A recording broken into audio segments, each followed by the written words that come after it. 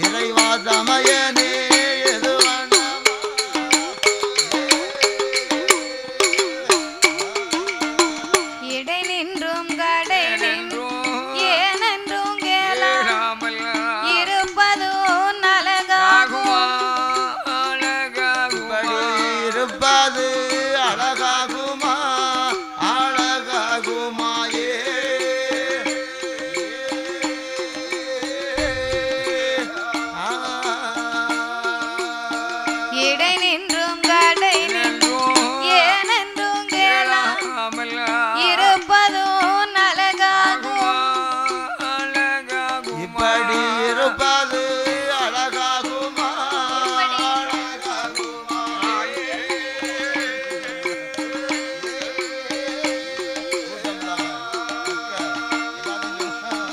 ஈசனை சிவகாமி நேசனை என்னை ஆளுவான் ஈசனை சிவகாமி நேசனை என்னை ஆளுவான் என் தில்லை வாழ் நடராஜனே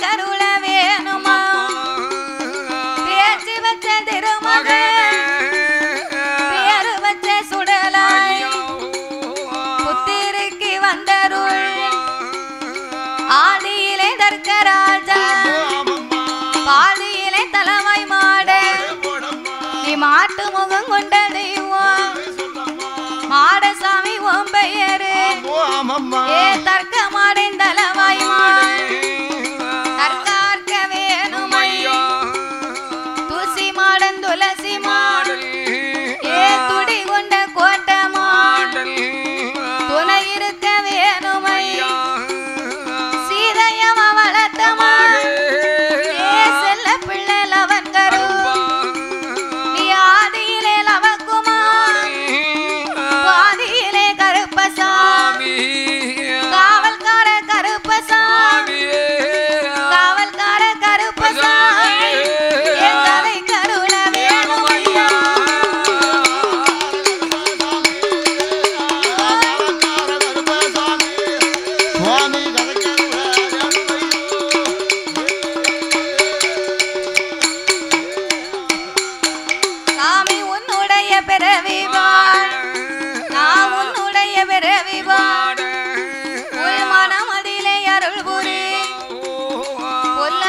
கருப்பசாமி புதல்விக்கு நீ அருள் புரி வண்டூரி மலையடி நீ வைரப்பார தன்னடி எரிய வந்துதித்த தெய்வமை நீ வண்டிக்கார வைரவே வண்டிக்கார வைரவே சாமி வந்தருள வேணும் ஐயா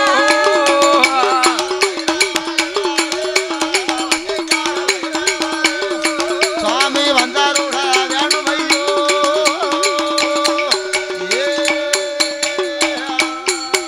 சாமி நாட்டிலேயும் நல்ல நாடு நாட்டிலேயும் நல்ல நாடு ஐயா நாவலர்கள் புகழும் நாடு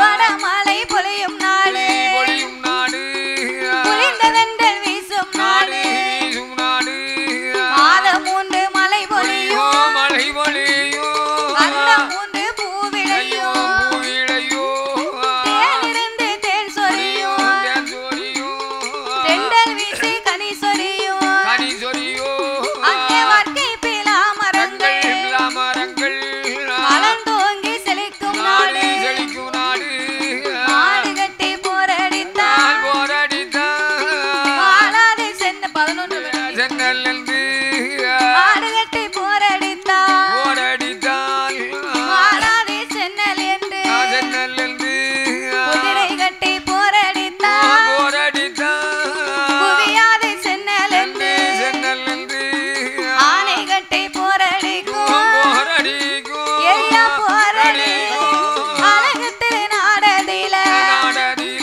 அங்கே அழகு திருநாடதில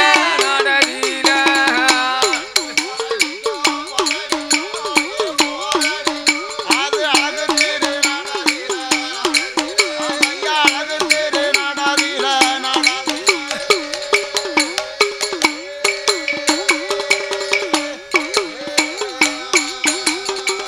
நாட்டிலேயும் நல்ல நாடு நாவலர்கள் புகழும் நாடு கோடை மழை பொழியும் நாடு குளிர்ந்ததென்றல் வீசும் நாடு மாதம் 3 மழை பொழியும் வருடம் 3 பூவிளையும் தேனிருந்து தேன் சொரியும் தென்றல் வீசி கனி சொரியும் வர்க்கை பலா மரங்கள் எல்லாம் மலர்ந்து ஓங்கி செழிக்கும் நாடு மாடு கட்டி போரடித்தால் மாளாது சென்னல் என்று ஆனை கட்டி போரடிக்க கூடிய அழகு திருநாடு ஆகப்பட்டது 7 கடலால் சூழப்பட்ட கண்ணுக்கு சிறப்புச்சு ஓங்கக்கூடிய கோசலாபுரி என்னும் சொல்லக்கூடிய அந்த அயோத்தியாபுரி பட்டணத்திலே யார் யாரெல்லாம் ஆண்டு வருகிறார்கள் தெரியுமா சூரிய குலத்திலே வழி வழி வம்சமாகவே வந்து பிறந்தவர்கள் அன்று ஓர் நாளையிலே அடிவரத ராஜமன்னன் ஆண்டு வந்தார்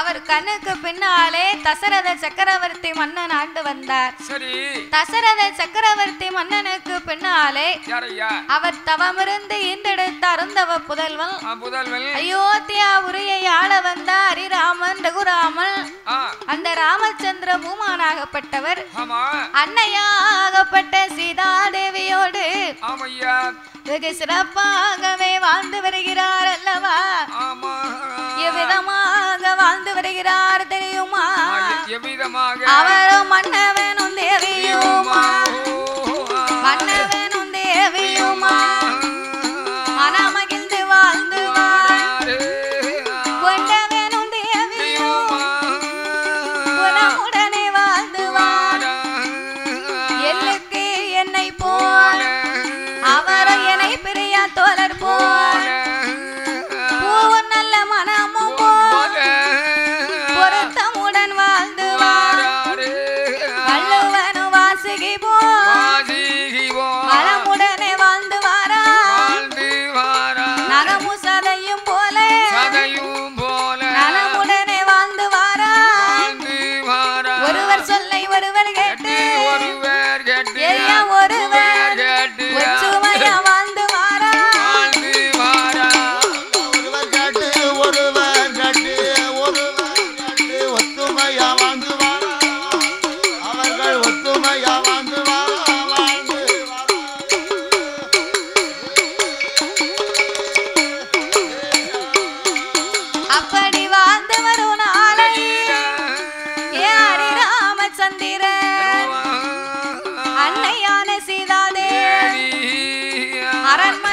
இருக்கும் போது அவனிக்கடை தேசமெல்லாம் 56 அரசருக்கும் அதிபதியா வாழ்ந்து வரும் நாளை அவனுக்கு 1000 மந்திரி 64 தலையார் மந்திரியம் பிரதானி அவருக்கு மச்சமுள்ள சயனிகள் சேனாதி படைகளோடு சிறப்பாக ஆண்டு வர படைகளோடு மன்னவன் சிறப்பாக ஆண்டு வர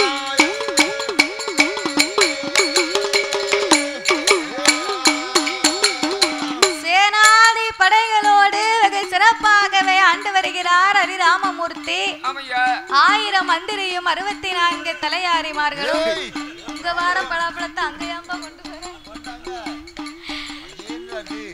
கண்ணு முன்னால இப்படி காட்டிக்கிட்டே போறோம். 1000 மந்திரிமார்கள் ஆச்சி வாங்க உங்களை தான் எதிர்பார்த்தேன். நீங்க தூங்கவே இல்லையோ? அவருக்கு உறக்கமே வராது. இல்ல தூங்குனீங்களான்னு கேட்டேன். மணிப்பாஸ் எடுத்துட்டு அங்க வர போனா எப்படி? அப்படியா? சரிதான்.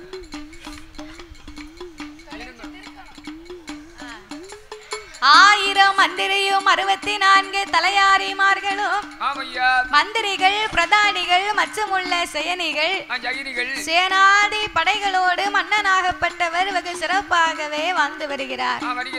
வாழ்ந்து வரக்கூடிய அந்த ஹரிராமச்சந்திரன் அன்னையாகப்பட்ட சீதாதேவி அடே அப்பா இரு பேர்களுமே ஒருவர் சொல்லை ஒருவர் கேட்டு தசரத சக்கரவர்த்தி மன்னனாகப்பட்டவர் அந்த நாட்டை எந்த குறையும் இல்லாமல் ஒரு தகப்பனாக இருந்து எப்படி ஆட்சிகளை செய்வாரோ அதை போலவே ஹரிராமச்சந்திரனாகப்பட்டவர் தசரத சக்கரவர்த்தியை போல மக்களுக்கெல்லாம் எந்த விதமாகப்பட்ட குறையும் இல்லாமல் 6 ஓர் கடமை வாங்கி அசையாத மணியும் கட்டி நீதி நெறி தவறாமல் நிச்சயமாகவே ஆண்டு வருகிறார் அல்லவா? அப்படியாகவே இருக்கும் போது இந்த ஸ்ரீராமமூர்த்தி அரியா ஆசனத்திற்கு அமர வருவதற்கு முன்பாக சீதாதேவியோடு 14 வருட காலமாக வனவாசம் சென்றிருந்தார் ஸ்ரீராமமூர்த்தி. அப்ப இவர் வனவாசம் போயிருக்கும் போது ராமனுடைய தம்பியாகப்பட்ட பரதாழ்வாள் அவரை நாடாள வைக்கணும் ராமனை காடாள வைக்கணும்னு சொல்லி மந்தார கூனியின் சூழ்ச்சி ஏற்பாடுனால ஸ்ரீராமமூர்த்தி வனவாசம் போய்விட்டார். அண்ணன் போயிட்டாரு அரிய ஆசனத்துல நம்ம போய் இருக்கணும் நம்ம தான் இந்த நாட்டை ஆளணும் அப்படின்னு பரதாழ்வாள் தன் மனதிலே கொஞ்சம் கூட நினைக்கல. அவர்லாம் தம்பி இப்போ நம்மள இருந்தா என்ன செய்வோம்? அண்ணன் எப்ப போவான் திண்ணை எப்ப காலி ஆகும்னு எதிர்பார்த்துக்கிட்டு இருப்போம். அதேதான் தம்பி போயிட்டாமுன்னா ரொம்ப சந்தோஷம். 4 ஏக்கர் இடம் கிடக்கு. சரி அந்த இடத்தையும் வச்சுக்கிடுவேன். என் தம்பி பொண்டாட்டி அங்க உட்கார வச்சு சரி வரவு சிறு பாத்துக்கலாம்னு நல்ல வணக்கம் பத்தியா வரவே நம்ம நினைப்பு அப்படி இருக்கு. உங்க நினைப்பு அப்படி இருக்கு. ஆனா பரதாழ்வாள் அப்படி அல்ல கிடையாது. ஸ்ரீராமமூர்த்தி இருக்கக்கூடிய ஆசனத்துல நம்ம போய் ஒருபோது இருக்க கூடாது அப்படின்னு ஸ்ரீராம இருக்கக்கூடிய வனத்துக்குள்ளே அவர் பாதரட்சியை வாங்கி கொண்டு வந்து ஸ்ரீராமனுடைய பாதரட்சியை வைத்துத்தான் அந்த நாட்டையே அரசாட்சி செய்தாராம். செய்து வந்தார். அப்போ இப்பேற்பட்ட அண்ணன் தம்பி யாருக்கு வாய்க்குமா? அதான் வாய்க்காதுல்ல. அதான கேளுங்க. வள்ளுவருக்கு மனைவி வாய்த்தது போல் தேவி வாய்த்தது திருவள்ளுவருக்கு. அதே மாதிரி தம்பி வாய்த்தது ஹரி ராமச்சந்திரருக்கு. அது போல ஹரிராமருக்கு தம்பி வாய்த்திருக்கின்றார். உண்மைதானே? ஆமா. அப்ப இந்த ஸ்ரீராமமூர்த்தியாகப்பட்டவர் நம்ம வருவதற்கு முன்பாக நம்ம தம்பியாகப்பட்ட பரதாழ்வாள் தானே இந்த நாட்டை பார்த்து கொண்டிருந்தா. அதனால மக்களுக்கு ஏதாவது குறைவு இருக்கா நிறைவு இருக்கா ஏதாவது தேவை இருக்கா கஷ்டப்படுகிறார்களா இல்லை சந்தோஷமாக இருக்கிறார்களா அப்படிங்கிறதை நாம தெரிந்து கொள்ளணும். ஒரு நாட்டில் உள்ள மன்னனுடைய வேலையே அதானையா. நாட்டு மக்களுடைய தேவைகளை பூர்த்தி செய்து அவர்களை இன்புற்று வாழ வைப்பதுவே நாட்டு மன்னனுடைய கடமை. கடமையை தவறக்கூடாது என்று கண்ணனாகிய ஹரிராமமூர்த்தியாகப்பட்டவர் நாட்டில் உள்ள மக்களுடைய நலனை அறிந்து கொள்ள வேண்டும் என்று மந்திரிமார்கள் தலையார் மக்களை அரண்மனைக்கு வரவழைத்தார். ஹரிராமமூர்த்தியாகப்பட்டவர் நகர் சோதனை பார்க்க வேண்டும். நாளும் ஒரு தெருவிலே சென்று நகர் சோதனை பார்த்து வருவதை ஒரு பொறுப்பாகவே கொடுக்க வேண்டும் என்று. அதோடு மட்டுமல்லாமல் பரதாழ்வாள் இருக்கக்கூடிய வரைக்கும் என்ன பரதாழ்வாள் இருக்கக்கூடிய வரைக்கும் நாட்டு மக்களுக்கு எப்படி இருந்ததோ அதனால நம்மளும் போய் இன்னைக்கு நாட்டு மக்களை ஒரு எட்டு பார்த்துட்டு வருவோமே அப்படி என்று சொல்லி அங்க இருக்கதோ 1000 தெருக்கள் இருக்கு. ஒரு தெருவுக்கும் அதாவது 2 தலையார்கள் செக் பண்ண போனோம். அப்ப ஆக மொத்தம் எத்தனை தலையாரிகள் வேணும்? 1000 தெருக்கு 2000 தலையாரி வேணும். 2000 தலையாரிகளை வரவழைத்தார். அப்ப இந்த ஸ்ரீராமமூர்த்தி இன்றைக்கு ஒரு பொழுது நாம நாட்டுக்குள்ளே சென்று சீதா தேவியோடு சென்று வருவோம் என்று சொல்லி ஹரிராமமூர்த்தி ஆணையிலே அமர்ந்து கொண்டு அயோத்தியாபுரி பட்டணத்தையே பவனி சுற்றி வருகிறார். அப்போது நாட்டில் உள்ள மக்கள் எல்லாம் ஸ்ரீராமமூர்த்தி வரக்கூடிய பாதையிலே பூ மலர்களை பொறுத்து பொன்பட்டு பீதாம்பரங்களை எல்லாம் விரித்து ஸ்ரீராமமூர்த்தியை வருக வருகவென்று ராமனுடைய துதி பாடி கொண்டு எதிர்பார்த்து காத்திருக்கிறார்கள். எப்படி பாடினார்கள் தெரியுமா? ராம ராம ராம ராம ராம ஜெய ராமவே ராம ராம ராம ராம ராம ஜெய ராமவே ராம ஜெய ராமவே ராம ராம ராம ராம ராம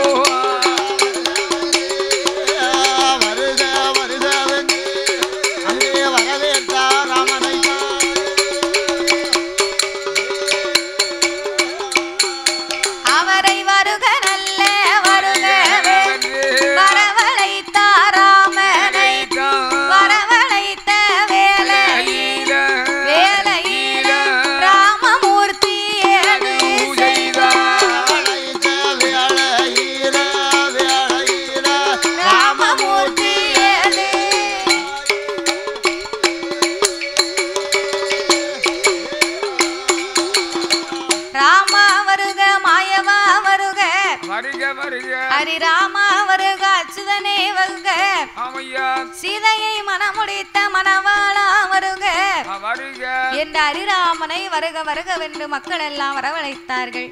பார்த்தார் ஹரிராமமூர்த்தி, பரவாயில்ல, நம்ம தம்பி பரதாழ்வாள் நாட்டு மக்களை ஒரு அளவுக்கு நிம்மதியாகத்தான் வைத்திருக்கிறார் அப்படின்னு சந்தோஷப்பட்டு ஹரிராமமூர்த்தி நகரம் எல்லாம் சுற்றி அரண்மனைக்கு திரும்பி வந்தார்.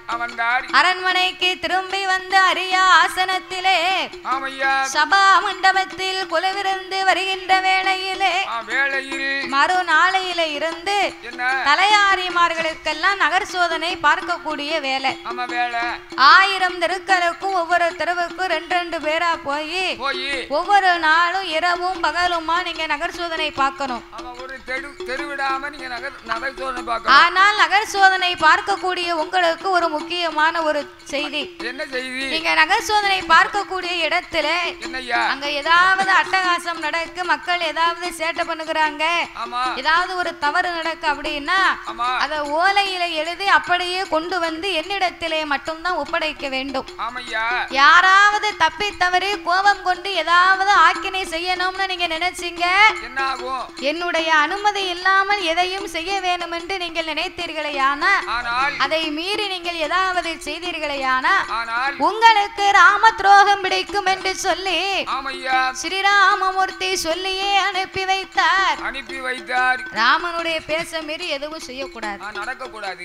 அப்படி நடந்தா ராம துரோகம் பிடிக்கும். அமைதியா இருக்கணும். அதனால ஹரிராமமூர்த்தி சொன்ன வார்த்தையின்படியாக தண்டு தலையாரிமார்கள் எல்லாம் ஒன்று கூடி 1000 தெருக்களுக்கு 2 பேரா புறப்பட்டாங்க. இந்த அலங்கார நேரத்திலே அலங்கார பந்தலில் சிங்கார மேடையில் பாடிக்கொண்டிருக்கக்கூடிய வில்லிசை கலைஞர் 6 பேர்களுக்கும் அள்ளி பணம் கொடுத்து ஆதரிக்க வேண்டும் என்று பரிசளித்து பாராட்டிய செல்வச்சி மாட்டி என் கூட பிறந்த அக்கா, என் பாட்டி, எல்லாத்துக்கும் மூத்த அக்கா எங்க அக்கா தான் அது. சேட்டை பண்ணேன்னு வை, ஆச்சி தொடைய பிடிச்சு திருக்கிடுவாவோ. ஆமா, சரி.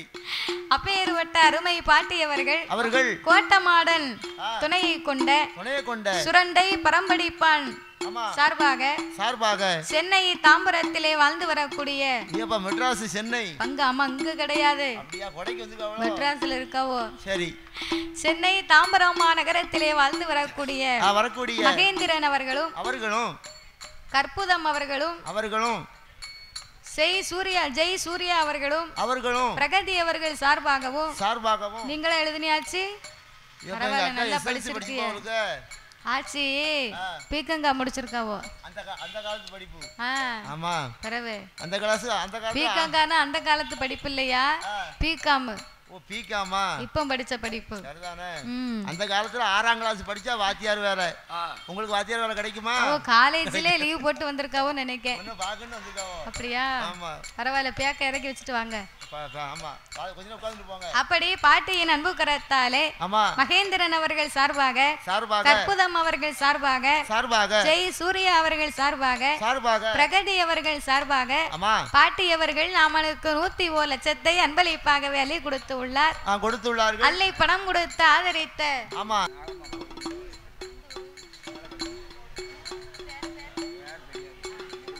பாட்டி அவர்கள் நம்மளுக்கு 101 லட்சத்தை அன்பளிப்பாகவே அள்ளி கொடுத்துள்ளார்கள்.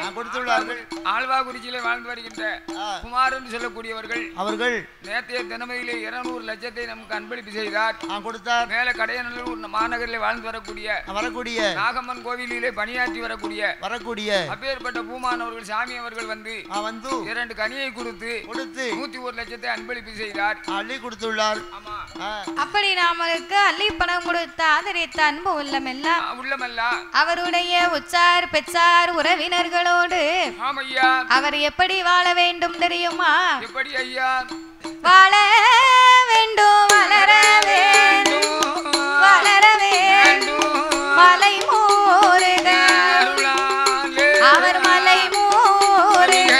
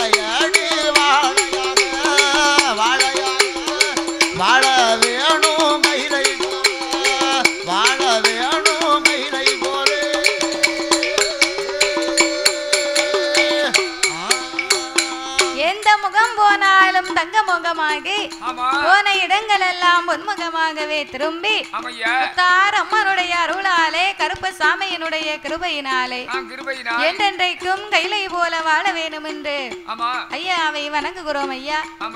அப்படியாகவே இருக்கும் போதே அந்த ஹரிராமமூர்த்தி சொல்லி அனுப்பியபடியாக தலையாரிமார்கள் எல்லாம் ஒன்று கூடி அயோத்திமா பட்டணத்திலே 1000 திருக்களுக்கும் நகர் சோதனை பார்ப்பதற்காகவே வந்து கொண்டிருக்கிறார்கள்.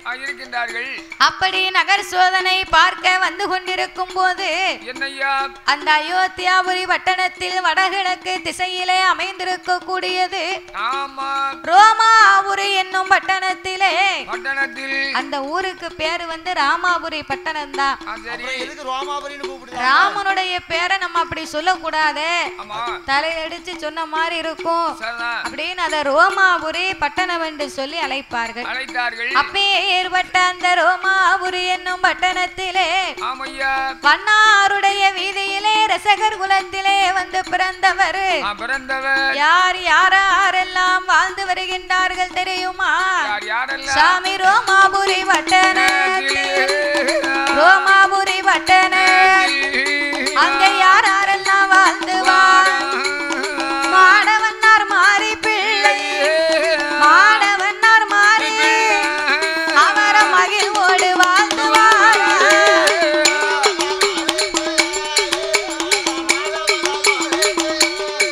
அவரோ மகிமையோடு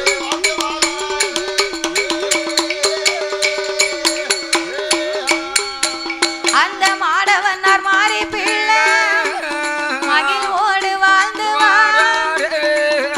வரும் நாளையே அவர்கள் 2 பேர்களுக்கு ரோமாபுரி பட்டணத்தில் வண்ணாரோட வீதியில் வளமோடு வாழ்ந்து மண்ணிற்கு மனையிரு மண்ணால குறைவும் பொன்னிருக்கு பொருள் அவருக்கு பொருளாலை குறைவும் அழுக்கெடுக்க 1000 பேர் அழுக்கெடுக்க 1000 பேர் துணி துவைக்க 1000 பேர் சலவை செய்ய 1000 பேர் வெள்ளை போட 1000 பேர் 1000 பேர்களோடு 1000 பேர்களோடு அங்கே அரசாண்டு வாரா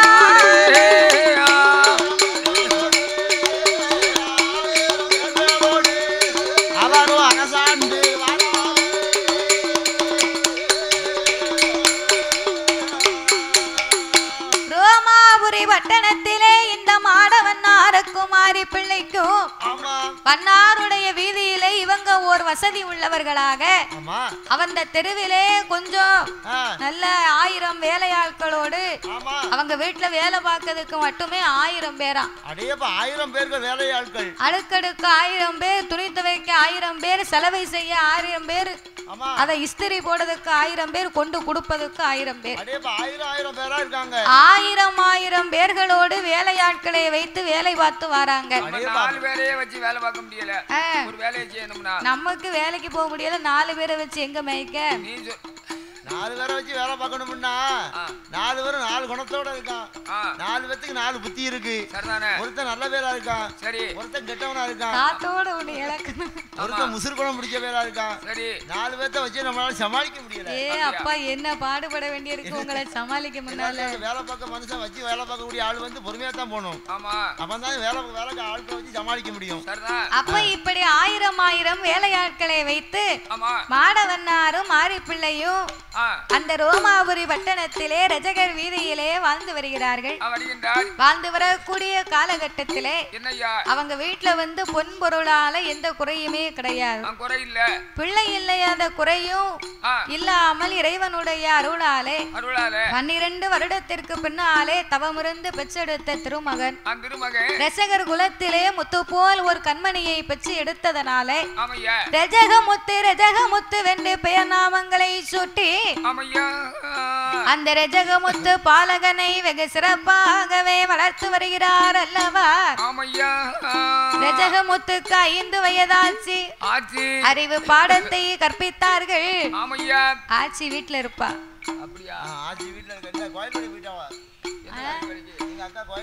நம்ம கணபதி ஆட்சி வீட்டுல இருந்து வரவே இல்லை.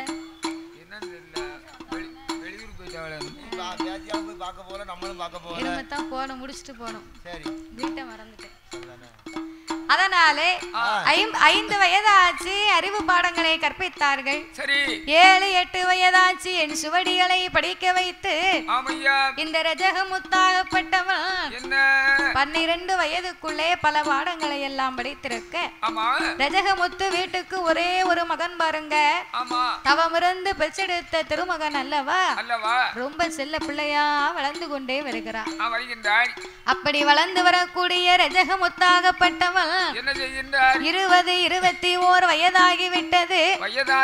21 வயதுனா இளவட்ட பிராயம். கட்ட மண்ணையே நின்று தாண்டுவான். அவன் கல்லும் கரையும் வயசு, கட்ட மண்ணு தாண்டு வயசு, ஓடும் பாம்பை எட்டி பிடிக்கக்கூடிய வயது. கட்ட மண்ணை தாண்டுனா கருக்கு மட்டை அடிதான் பண்ணணும். ஆமா, கட்ட மண்ணை தாண்டக்கூடாது. தாண்டக்கூடாதோ? ஆமா, அந்த காலத்துல கட்டமண்ணா இருந்து தாண்டி இருக்கான். இப்ப எவன் கட்டமண்ணு வச்சிருக்கான், அவன் வீடு கட்டி நல்ல செங்கலை வச்சு கட்டி எந்த பேரும் வந்துடக்கூடாது அப்படின்ட்டு பெரிய பெரிய கேட்டு போட்டு வச்சிருக்காங்க. கேட்ட போட்டு அடைச்சு போட்டிருக்கான். அந்த காலம் எவனும் கட்டமண்ணை தாண்ட முடியாது. திறமை உள்ளவங்க அதையும் தாண்டி உள்ள போகத்தான் செய்தாங்க. பிறகு பேப்பர்ல போடுதாங்கல்ல. கோயில்ல சாமி மக்களுக்கு காவலா இருக்கும்னு சாமியை ஊருக்குள்ள வச்சிருக்கோம். சாமி உண்டியலுக்கு இப்ப பொறுப்புக்கு ஆள் இல்ல. பாத்துக்கோ, சாமி உண்டியலுக்கும் பொறுப்பு இல்ல, சாமிக்கும் பொறுப்பு இல்ல. காலம் அப்படித்தான் மாறி போச்சு. அப்ப இந்த 21 வயது இளவட்ட பிராயமாக உள்ள இந்த ரஜகமுத்தாகப்பட்டவன் ஆளிலே அழகனாக அழகிலே மன்மதனாக திகழ்ந்து வரக்கூடிய தன் மகனுக்கு காலாகாலத்தில் ஒரு கல்யாணத்தை முடித்து கண்குளிர பார்க்க வேணும் என்று அம்மா அப்பா 2 பேரும் சேர்ந்து ரஜகமுத்துவை அழைத்து என் மகனே ரஜகமுத்து, என் மகனே ரஜகமுத்து, என்னுடைய வார்த்தை கேளு, உனக்கு 21 வயதாச்சு. எப்ப இளவட்ட பிராயமானா கல்யாணம் முடிக்கணுமே, உன்னை கண்குளிர பார்க்கணுமே, உனக்கு மாலை மனம் முடிக்கணுமே, எப்ப மனம் குளிர பார்க்க வேணும். ஏ என் மகனே ரஜகமுத்து, உன்னை திருமணமும் முடிக்கணுமே, உனக்கு முடிக்கணும். எப்ப திருப்பூட்டி பார்க்கணுமே, உனக்கு திருப்பூட்டி பார்க்கணுமே.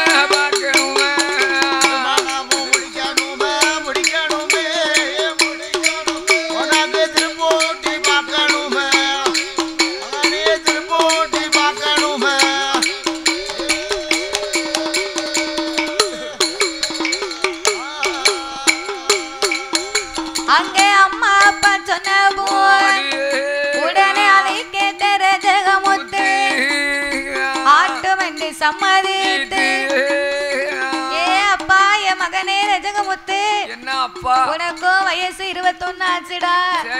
நீ இளவட்ட பிள்ளையா இருக்க, அம்மாவுக்கு அப்பாவுக்கு வயசாகி கொண்டே இருக்கடா. எங்க அந்திய காலத்துக்கு முன்னால கண்ணிருக்கும் போதே கதிரவனை வணங்கணும்னு சொல்லுவாங்க, காற்றுள்ள போதே தூச்சி கொள்ளணும்னு சொல்லுவாங்க. அதனால எங்க கண் பார்வை மங்குவதற்கு முன்னால உன்னை கல்யாண கோலத்துல பாக்கணும்னு எங்களுக்கு ஆசையா இருக்குப்பா. 2-3 வருஷம் போட்டுமா? 2-3 வருஷம் போட்டுமா? எப்ப அதுக்குள்ள எங்களுக்கு வயசாகி போச்சுன்னா நீ வேற எந்த பெண்ணையும் பார்த்துட்டு போயிருவ. சாப்பாடு கேட்க, சோறு கேட்க, கஞ்சி கேட்க, தண்ணி கேட்க, காப்பி கேட்க எங்களால முடியல. வயசாகி போச்சு, உனக்கு கேட்ட நேரம் கொடுக்க முடியுமா? நீ உனக்குன்னு ஒரு கல்யாணத்தை முடிச்சேன்னா உன் பொண்டாட்டி நீ என்ன கேட்டாலும் கேட்ட உடனே போட்டு தருவா. சாப்பாடு வேணா சாப்பாடு பொங்கி கொடுப்பா. உன் வாய்க்கு ருச்சியா வக்கணையா உனக்கு சோத்த கறியை வச்சு கொடுப்பா. எனக்கு பழைய மாதிரி ஓடி ஆடி வேலை பார்க்க முடியல. அம்மாவுக்கு வயசாகி போச்சு பாத்தியா.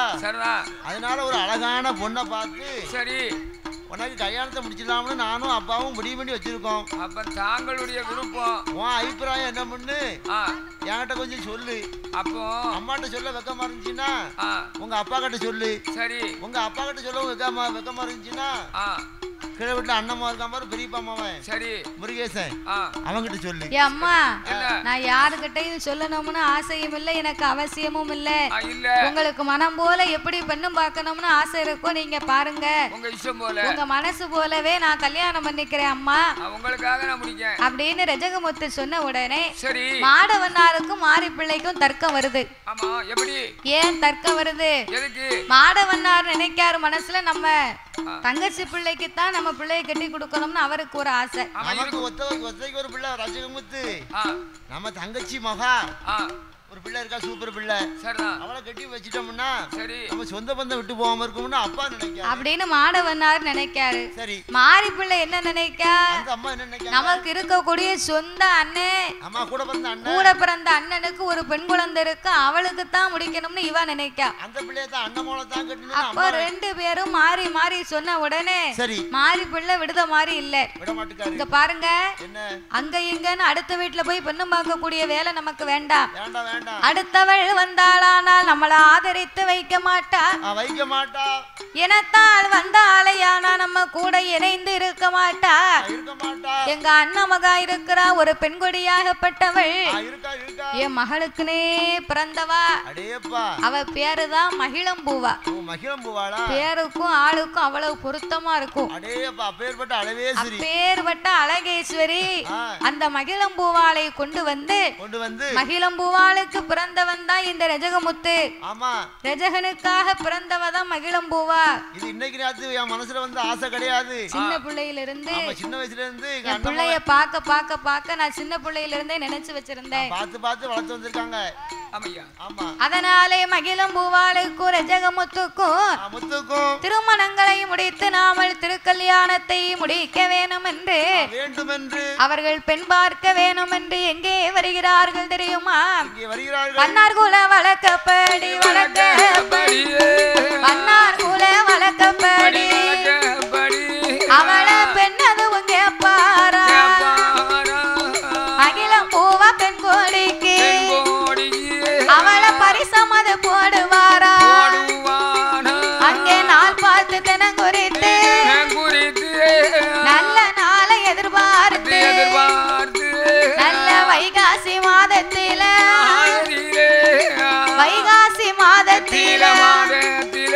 காத்த வளர்பிற திங்களில நாளது உந்தான் குறித்து முகூர்த்த ஓல எழுதுவாரா திருமணம் முடிப்பதற்கு அவருக்கு திருமணம் முடிப்பதற்கு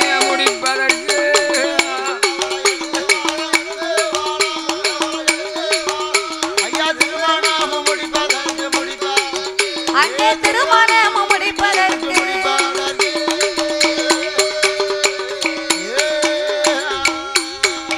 அங்கே முகூர்த்த ஓல எழுதுவாரா திருமணமும் முடிப்பதற்கு ரஜகமுத்து பாலகன மகிழம்பூவா பெண்கொடியாள் இருவேரும் ஒன்று கூடி வாழ்ந்திருக்க வேணும் என்று பன்னார் குல வழக்கப்படி மகிழம்பூவாளை பெண்ணு கேட்டார்கள். அவளுக்கு பரிசம் போட்டார்கள். பரிசம் போட்டு இரு வீட்டார்களும் பேசி முடிக்க மனம் இரண்டும் சம்மதிக்க நாள் பார்த்து தினம் குறித்து நல்ல நாளை எதிர்பார்த்தார்கள். வைகாசி மாதத்திலே நல்ல வளர்புரை திங்கட்கிழமை அன்னைக்கு முகூர்த்த ஓலை சொந்த பந்தங்கள் உற்சார் உறவினர்களுக்கு அனுப்பி வைத்தார்கள். அடே அப்பா ரஜகமுத்துக்கும் மகிழம்பூவாளுக்கும் திருமணம் என்று சொல்லி புஷ்பக்காரருக்கு பூவை சொல்லி பந்தலை சொல்லி தட்டாரிடத்திலே தாலி செய்ய சொல்லி சாப்பாட்டுக்கு சமையல் பிள்ளைக்கு சொல்லி திருமண ஏற்பாடு ரொம்ப தடபுடலா நடக்கு. ஆமா ஒத்தைக்கு ஒரு மகன் அல்லவா பந்தல் அலங்காரத்தை வெகு சிறப்பாகவே முடித்தார்கள். இப்படி திருமண ஏற்பாடுகளை முடித்து சொந்த பந்தங்கள் கூடியிருக்க அவர்களுக்கு முன்னாலே அக்கினி சாட்சியாக இருவேருக்கும் திருமணத்தை முடித்தார்கள். அந்த ரஜகமுத்து எப்படி திருமாங்கல்யம் சூட்டினானேயானா எப்படி ஐயா அரணே நல்ல அரணே என்று